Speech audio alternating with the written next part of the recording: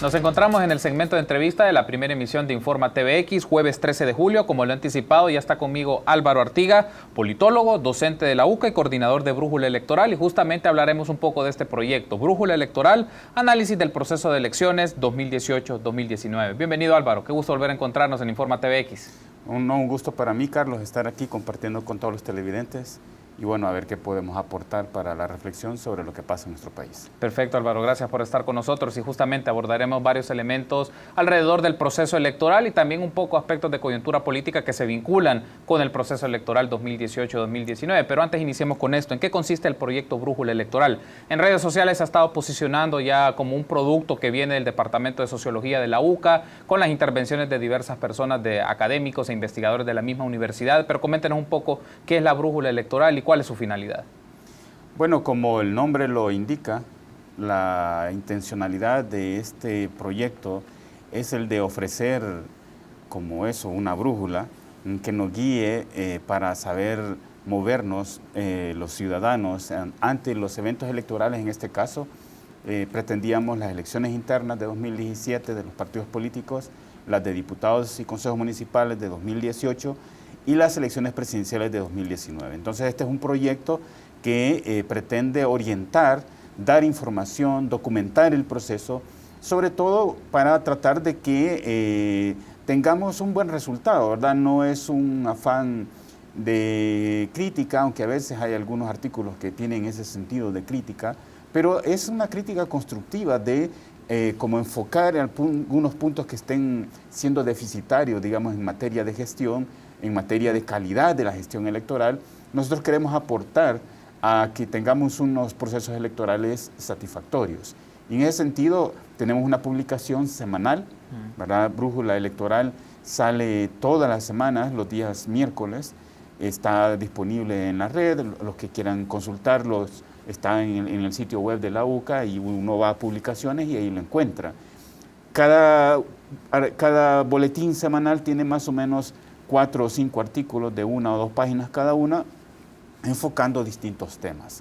Todos van orientados en ese sentido a contribuir a que tengamos unos procesos electorales y también que los ciudadanos tengan información para poder elegir con conciencia quiénes queremos que sean nuestros gobernantes. No se puede preguntar también, Álvaro, cómo desde la academia se puede influir para entender mejor el proceso electoral. Tal vez se tiene la idea que solo en el ámbito universitario y académico se reflexionan de ideas bastante generales o bastante amplias o metateóricas, si le queremos llamar de esta manera, pero cómo desde la academia, Brújula es una manera, pero cómo desde la academia, la universidad puede también tener una participación, un protagonismo mayor para generar elecciones transparentes, una buena gestión y que no se genere dificultades o procesos que tengan implicaciones políticas en la sociedad. Bueno, en el caso de Brújula Electoral es una especie de observación de segundo nivel, digamos, no es la observación típica que ocurre cuando hay las elecciones y vienen misiones de observadores y andan viendo en el día de la jornada electoral, andan viendo en los centros de votación cómo están desempeñándose las elecciones. Nosotros estamos más como en un segundo nivel observando a los distintos actores, ¿verdad? Es la pretensión de tener una mirada un poco más alta para no solo ver, por decir así, los árboles aislados, sino que tener el mapa, tener el bosque y poder decir, aquí hay una ruta por donde estamos caminando o miren, si vamos por aquí, vamos mal. Por decir algo, digamos, podemos estar alertando, digamos, en este momento sobre la importancia de la integración de las JRB, dado que en las elecciones de 2015, ahí fue un punto débil y crítico para aquella gestión electoral. Entonces nosotros ahora estamos como anticipando y recordando además cuáles fueron los problemas que hubo en materia de capacitación, por ejemplo, de las JRB o de su desempeño ya el día de la elección. Entonces nosotros estamos como diciendo, miren, si no nos adelantamos a estas cosas, pues podemos repetir los mismos problemas. Entonces, digamos, es como una voz que desde una cierta distancia, no como la que tienen los actores implicados, por ejemplo, los partidos en este momento están en sus procesos internos, no están viendo otra cosa, ¿verdad? Los que hacen encuestas, pues ahí vienen un día, un fin de semana, hacen una encuesta, dan sus resultados. la autoridad está metida, cada uno está metido en su propia dinámica, en sus responsabilidades. Nosotros tratamos de ver un poquito desde las alturas, digamos, todo el mapa, cómo está operando aquello, y desde ahí pensamos que podemos contribuir. Hay diferentes momentos del proceso electoral, Álvaro, y justamente es un proyecto que inicia 2017, abordará todo 2018 y llegará al 2019. A diferencia de otras ediciones de Brújula Electoral que eran procesos muy cercanos a las elecciones, ahora va a ser de largo aliento, como lo hablábamos en otro espacio. Pero quiero hacerle la pregunta sobre esto. En esta etapa antes del proceso electoral, ¿a qué aspectos hay que prestarle atención y que nuestros amigos y amigas de la audiencia deben reflexionar? Usted ya hablaba un poco del tema de gestión electoral y de la JRB. A lo que voy es, ¿qué puntos vale la pena presentarle atención antes de las elecciones como tal? En este momento hay aspectos más de coyuntura, de las dinámicas de las instituciones y demás, pero ahora, ¿a qué puntos son los prioritarios? Bueno, ahí depende de quién sea el destinatario o quién sea el lector, digamos, nuestro, o quién y sobre qué esté interesado. Porque, por ejemplo, para la autoridad electoral, nosotros podemos estarle dando insumos sobre su labor, pero para los ciudadanos, tal vez lo que sea más importante para ellos es ir conociendo a las plataformas o las propuestas o a los candidatos mismos, ¿verdad? Para investigadores del proceso electoral, para observadores que puedan venir en misión cuando ya sea el momento de las elecciones, algunos de nuestros insumos pueden servirles para ponerse en contexto. De alguna manera es diversificado el producto. En este momento, digamos, nos llaman atención, por ejemplo, que no solo se están discutiendo las candidaturas internas, las precandidaturas para las elecciones de diputados, sino también, digamos, cómo se están saltando las reglas. Por ejemplo, en este caso, los que pretenden ser candidatos presidenciales de Arena, ¿verdad? Porque no es momento para estar diciendo yo quiero ser un precandidato presidencial si las elecciones para presidente son hasta 2019. Entonces, tener ese tipo de presentaciones públicas, lo que hacen de alguna manera es como distraer la atención probablemente en lo que sería más importante para los militantes del partido en cuestión, que es, bueno, ya van a ser sus elecciones internas, pues cuáles son los criterios que tienen estos para poder elegir, ¿verdad? Si ellos están en procesos de renovación, pues nosotros podemos estar incidiendo, miren, si hacen estas cosas de renovación, pues no sabemos o tal vez por aquí pueden caminar. Depende quién sea el actor, así puede ser, digamos, lo que nuestro trabajo puede servirle de insumo. Hay otro aspecto que quiero retomar, Álvaro, y para eso quiero aprovechar o apoyarme de un extracto de la entrevista que tuvimos con Félix Ulloa hace una semana y le preguntábamos sobre el tema de las elecciones internas. Me gustaría que escucháramos los comentarios de Félix y regresar con sus valoraciones. Veamos. Desafortunadamente, nuestro país no dio ese salto de calidad de tener unas formas de selección de autoridades internas en los partidos y de candidatos a elección popular bajo normativas que tienen otros países, en los cuales es la autoridad electoral, digamos, Tribunal Supremo Electoral o como se llame en cualquier país, el encargado de supervisar y administrar estos procesos internos. Ahí nomás en Honduras, por ejemplo, el Tribunal Supremo Electoral es el que se encarga de las elecciones primarias de los partidos, de organizarlas, de financiarlas, de supervisarlas, etc. Aquí, desafortunadamente, se dejó a la libertad de los partidos políticos porque no se hacen elecciones primarias, sino que llaman elecciones internas. Y cada partido, según sus estatutos, organiza sus propias elecciones. Una de las garantías que tenemos en todo proceso eleccionario es la pureza del padrón electoral. O sea, pues, que esté debidamente depurado, que se actualice, etc. En nuestro caso, los partidos lo han depurado o lo han actualizado de la manera en que mejor les ha parecido, sobre todo porque hay una condicionante externa que los obliga a ellos a tener un padrón distinto de lo que ha sido o lo que sería su militancia real. Y es el hecho que en estas próximas elecciones, por primera vez en historia, los organismos electorales temporales van a ser despartidizados. Ahí teníamos entonces declaraciones de Félix Ulloa. Álvaro, quiero solo remarcar dos aspectos. Ahí me gustaría conocer qué piensa usted. Uno habla sobre el rol de la autoridad electoral, sobre el proceso de las elecciones internas en este momento de los partidos para diputaciones y consejos municipales, y también el manejo del padrón de los partidos, previendo un poco la estrategia de lo que viene, conformar las juntas de receptoras de votos, obviamente no pueden ser miembros ni militantes, entonces cómo pueden ir saneando sus padrones para que gente que proponga los partidos de la JRB sean militantes, pero no formalmente escritos. Un poco entiendo la idea que nos mencionó Félix. Su valoración, Álvaro.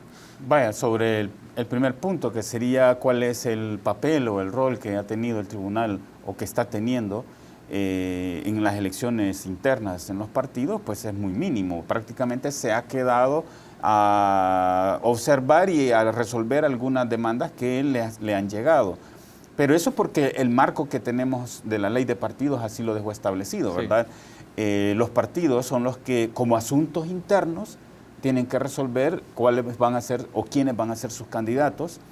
El tribunal, digamos, ¿qué papel puede jugar ahí? Bueno, puede, mediante los registros de militantes, podría chequear, por ejemplo, de que no hay militantes de un partido votando en otras, tratando de influir en los resultados de las elecciones internas en otro partido. Digamos, ese sería como uno de los asuntos en los que podría intervenir. La pregunta aquí es si el tribunal cuenta a la fecha, por ejemplo, con esos registros, ¿verdad? Esa es una buena incógnita. O si está esperando posteriormente cuando vaya a necesitar los registros o el padrón de militantes, cuando tenga que verificar que en las propuestas para miembros de JRB no van militantes de los partidos, ¿verdad? Probablemente porque el tribunal se ha quedado en el marco que lo permite, ¿verdad? Se ha quedado con una intervención mínima, también por falta de recursos. El tribunal no podía cubrir realmente todas las elecciones de todos los partidos en todos los municipios, imposible. Pero también casi no está haciendo nada, ¿verdad? Entonces se han permitido algunas de estas irregularidades que uno dice, bueno,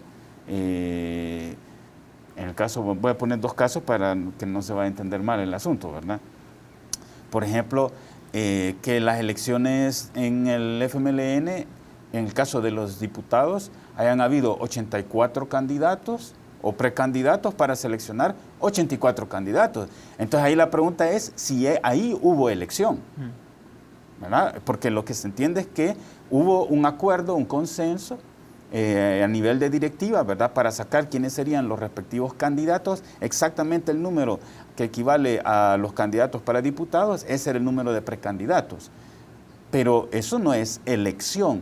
Elección supone que uno elige, pero ahí no había capacidad de elección, porque si en un departamento habían 5 precandidatos, pues esos 5 son los candidatos ahora. Entonces, ¿dónde está la elección? Dirán algunos, bueno, el orden en el que se podía alterar y los militantes han expresado sus preferencias. Pero expresar sus preferencias en cuanto al orden en el que van a ser presentados no es elegir candidatos. ¿Cómo se puede llamar eso, Álvaro, si no es una elección? No, bueno, eso sería un tanto más como una ratificación de la decisión y un expresar por parte de los militantes, digamos, a quienes prefieren más. Pero estrictamente elección, competición para adjudicarse la candidatura, no ha habido ahí.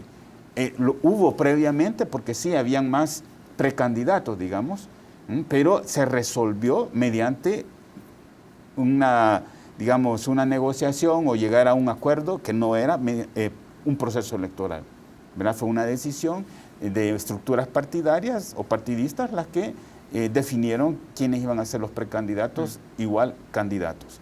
En el partido Arena, bueno, ahí habían algunos municipios con la misma situación, en el caso de la competencia para alcaldes en Santa Ana, en Antiguo Cuscatlán y en San Salvador, ¿verdad? Entiendo que hayan querido resolver un poco esto, pero digamos, la primera sensación que queda es que se quería proteger la carrera política de 3 personajes importantes del partido, sí, al no permitirles que hubiese un contendiente. Bueno, de los otros partidos poco sabemos qué es lo que estaba ocurriendo ahí. Entonces, digamos que el tribunal pudo haber, digamos, tenido como una mayor injerencia, digamos, aunque sea de, pues, hacer constar, digamos, qué es lo que está pasando. Pero como fue dejado en la legislación, que eso es un asunto que tenían que resolver los partidos, Entonces el tribunal, digamos, hasta cierto punto, feliz de no meterse ahí. Problema es para las elecciones, porque entonces, si los militantes de los partidos podían funcionar como un primer filtro, para que de verdad tengamos candidatos preparados, candidatos que conocen las problemáticas del país, que tienen propuestas al respecto, pues no las tenemos. O vamos a tener, digamos, los electores, digamos, digamos, a nosotros los electores no se nos supo aprovechar ese momento que los militantes podían de alguna manera ser un primer filtro. Nos llega tal cual, digamos, las primeras propuestas partidistas.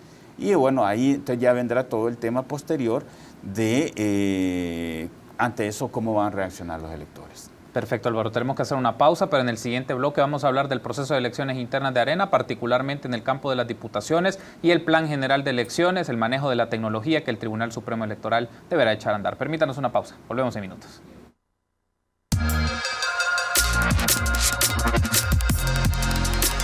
Continuamos en el segmento de entrevista de la primera emisión de Informa TVX. Este jueves 13 de julio estamos platicando con Álvaro Artiga, politólogo, docente de la UCA, coordinador de Brújula Electoral. Hablamos de dicho proyecto Brújula Electoral, pero también lo estamos haciendo el proceso electoral 2018-2019. Y hay un aspecto que traíamos pendiente del bloque anterior, Álvaro, es el caso de Arena. Ha sido interesante el posicionamiento que hicieron ya hace algunos días Johnny Wright y Juan Valiente sobre su renuncia al proceso de elección interna para buscar una diputación o continuar como diputados. Dentro de toda serie de discursos, una gran parafernalia que se ha dado sobre eso, yo solo quiero retomar una idea que me pareció interesante que mencionó Juan Valiente.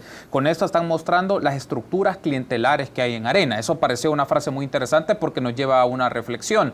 Bueno, ¿cómo son los mecanismos que los partidos grandes están haciendo para desarrollar estructuras de clientelismo para favorecer a ciertos candidatos y candidatas y bloquear a otras personas que tienen parte o que tienen otra serie de intereses o otras propuestas para la dirección del partido? ¿Qué valoración le merece este fenómeno?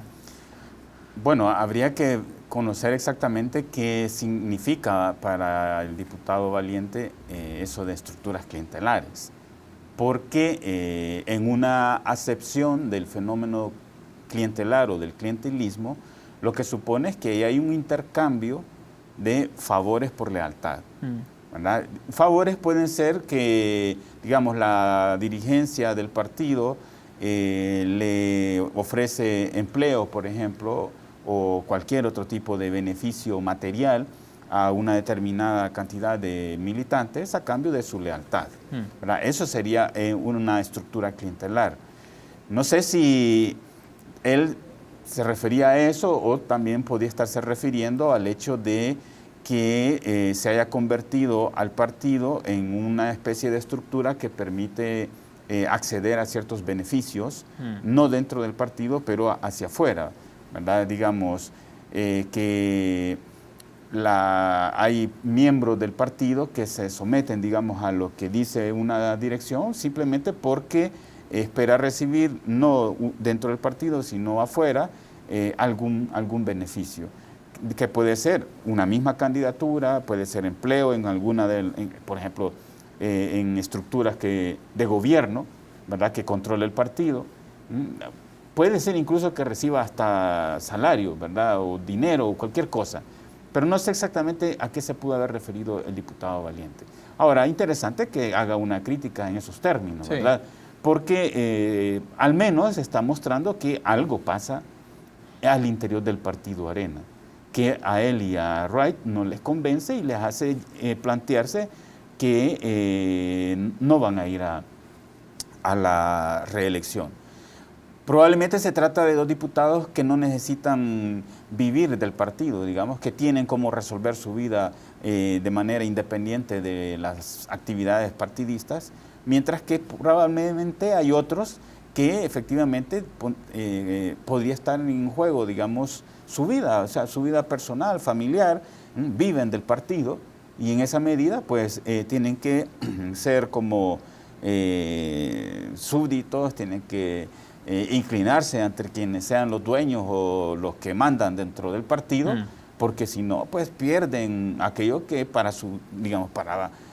poder subsistir los necesitan. Entonces, También hay una dinámica interesante en los partidos, es esta relación, sobre todo en el caso de las diputaciones o los cargos de diputaciones, los vínculos que tienen con las estructuras más territoriales de los partidos, sobre todo a nivel municipal, y esto es mover militantes, mover votos, también generar simpatías y ya desarrollar un tema más de clientelismo, si lo podemos llamar de esta manera, con incentivos que el partido puede dar o ante las instancias de gobierno donde están a su mismo grupo, a su misma gente. ¿Cómo podemos también tener esta lectura, ¿no?, de la figura de los diputados y diputadas o los aspirantes respecto a la estructura territorial del partido político? Lo pensaba en Arena, pero también en el FMLN y Gana y los demás partidos pues aplica esta lectura. Bueno, es que esa ha sido una forma tradicional de hacer política en el país, digamos. Me atrevería a decir que la política en El Salvador es predominantemente clientelar, ¿verdad? Eso permitió, por ejemplo, que Arena gobernara durante 20 años, ¿sí?, en un país donde la mayoría pertenece a estratos muy diferentes de aquellos estratos sociales cuyos intereses defiende el partido Arena. O sea, uno no se explicaría por qué los pobres votan a los ricos, digamos, sino es porque los pobres que están votando a los ricos reciben algo a cambio. Eso permitido por el control del Ejecutivo en 20 años, ¿verdad? Y yo creo que y se podría mostrar también qué es lo que el Frente también está haciendo. Controlando el Ejecutivo, tiene acceso a recursos que luego puede repartir, ¿verdad?, territorialmente, y eso es lo que constituye, digamos, una red clientelar. Los líderes de las comunidades, los líderes de los municipios, de los departamentos, son los que pueden distribuir, digamos, beneficios a su clientela, que el patrón es el partido. Entonces, en el PCN esa fue su tradición, ¿verdad? Cuando el PCN en la década del 60 y el 70 era el partido en el gobierno y tenía la estructura aquella paramilitar de orden que también le permitía tener presencia territorial, tener adeptos, tener seguidores, tener gente que apoyaba a los militares, etc. Digamos, nuestra forma de hacer política se ha basado en relaciones clientelares, no en relaciones ciudadanas, donde el gobierno, independientemente de si yo soy afín al gobierno, tiene que darme lo que la Constitución, por derecho me otorga: salud, vivienda, etcétera. No porque yo le voté. Yo tengo derecho como ciudadano a ciertas cosas que el gobierno me debe proporcionar. Entonces, ese es otro tipo de relación. Yo le puedo dar mi voto a un partido, a un candidato, porque simpatizo, porque comparto su ideología, pero no porque voy a recibir beneficios. Cuando la cosa es de recibir beneficios, entonces hay un intercambio político de voto, doy mi voto a cambio de beneficios. Eso se llama clientelismo. Álvaro, tenemos que hacer un cambio de tema y quiero aprovechar para que discutamos sobre el Plan General de Elecciones. Hace una semana estuvo con nosotros el magistrado presidente del Tribunal Supremo Electoral, Julio Olivo, y le preguntábamos sobre el tema del manejo tecnológico, el uso de la tecnología para el momento de la implementación del proceso electoral en el año 2018. Me gustaría entonces pedir a la producción que nos proyecte el siguiente clip de esa entrevista y regresamos para tener las valoraciones de nuestro invitado. Veamos. Los escáneres lo que van a hacer es transmitir las actas que provengan del escrutinio preliminar de las mesas de votación, de las 9.400 mesas de votación, ¿verdad? Y luego se transmiten. Ese proceso ya se ha hecho acá. La única diferencia es que hoy hemos conseguido que nos donen, mientras hay otros interesados en comprar, ¿ya? Contratar una empresa para que los compre. Y por eso pelean, por eso. O sea, están peleando por un mercado. Nosotros no podemos estar a merced de un mercado. Si le donan a usted algo, pues lo recibe, ¿verdad? Y son escáneres sumamente modernos. Okay. También las posturas, por ejemplo, ellos le llaman tecnología en mesa, ¿verdad? Yo no podría llamarle de esa manera, porque usted puede tener tecnología en mesa, pero más bien hay que hablar de las funciones de esa tecnología. Usted lo que necesita, si acaso se necesita, es apoyar a los miembros de mesa para que puedan contar de manera más ágil los votos, sí, las fracciones, las preferencias, etcétera, etcétera. Entonces hay varias posturas planteadas, ¿verdad? Entonces hasta ahora no se ha descubierto, les digo, hay una calculadora de voto cruzado, porque la calculadora que se agrega en el kit electoral es una calculadora normal que usted la usa para suma, resta, multiplicaciones, etcétera, ¿verdad? Pero necesita algo que le ayude, ¿verdad?, a contar ese fraccionamiento. Esa es la posición. El tema es también de que esta tecnología no puede también ser obstáculo, ¿ya? Ojo, no puede ser obstáculo para realizar el conteo, porque el conteo va a ser un conteo manual, de papeleta. Sí. Porque no hubo consenso, no hubo apoyo, y hay que decirlo, de los partidos políticos para utilizar el modelo que el Tribunal Supremo Electoral había planteado para las elecciones. Ahí teníamos entonces declaraciones de Julio Olivo, magistrado presidente del Tribunal Supremo Electoral, Álvaro, y aparecen varias ideas interesantes. La primera es el involucramiento, los intereses empresariales para obtener servicios del proceso electoral, que a veces poco se habla de esto. Ese es un punto interesante. Pero también el tema del uso de la tecnología. Y el tercero, el plan que presentó el Tribunal Supremo Electoral con un presupuesto de $40 millones o 39.9 millones de dólares, la Asamblea se los recortó acá a 25 millones y les obliga a trabajar en otras condiciones en función de una propuesta tecnológica distinta. ¿Cómo se enfrenta una eventual implementación con estas situaciones, Álvaro? Bueno, aquí lo que hay que enfocar es el momento crítico de la elección, que es el escrutinio, ¿verdad? Aunque hay otros momentos que son importantes, el momento en donde se cierran los centros de votación, se cierran las mesas y pasan a contar votos. Y no solo contar, sino lo que a mí me parece que es el asunto, el corazón, digamos, el corazón, ¿verdad? La guayaba, ¿verdad? El corazón de la nuez, no sé si tienen corazón en las nueces, pero bueno, es una expresión. Es el llenado de las actas, ¿verdad? Podemos tener una excelente tecnología para transmitir información, podemos tener los mejores escáneres del mundo, donados o no, pero primero, si tenemos un papel que no permite que al llenar el acta, los 8 folios, digamos, que tiene el acta, quede lo que se ha escrito, sino que ya en el tercero o en el cuarto ya no se ve, entonces ya empezamos a tener problemas, ¿verdad? Entonces, hay gente que, hasta cosas que son así, que uno no las piensa, pero para llenar el acta tiene que ejercer cierta presión, ¿verdad? Sí. Con el lapicero para que aparezcan en todo. Sí. Eso es entrenado, digamos. No solo es de llegar a escribir como que escribe sobre una página. Entonces hay un tema de la calidad del papel a utilizar. 2, que las personas que están como miembros de la JRB puedan llenar esos folios, puedan llenar las actas. Porque si no, lo que tenemos después es el problema de que no tenemos una buena imagen que transmitir. Pero no solo es el tema de la imagen, sino que justamente el problema es no tanto contar cuántos votos tiene este partido, porque por aquello de votos enteros, bueno, tal partido, tantos votos, sino el trasladar el número de marcas que tiene cada candidato a las hojas que son parte del acta. Ahí es donde aparece el problema, digamos, manejar las marcas y lo que llaman el voto fraccionado. Sí. Eso es lo que requiere capacitación. No basta con que haya un instructivo, porque yo siempre digo, ¿cuántos de los que nos están viendo y nos están escuchando, cuando compran un celular, se leen el manual? ¿Cuántos?